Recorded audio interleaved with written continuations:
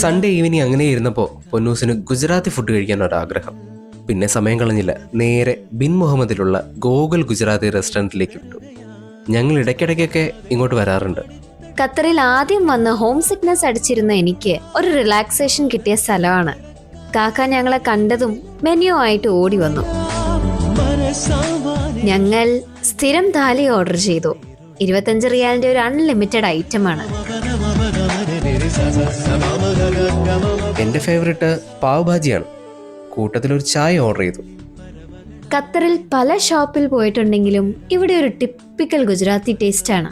ഒരു രക്ഷയുമില്ല. വയറും നിറയും മനസ്സും നിറയും. ഖത്തറിലുള്ളവർക്ക് ഗുജറാത്തി ഫുഡ് ടേസ്റ്റ് ചെയ്യണമെങ്കിൽ നേരെ ഇങ്ങോട്ട് വിട്ടോളൂ.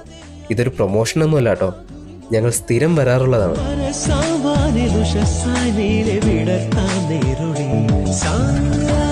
അങ്ങനെ കാക്കയ്ക്ക് ഒരു പുഞ്ചിരി ടാറ്റയും പറഞ്ഞ് നേരെ വീട്ടിലേക്ക്.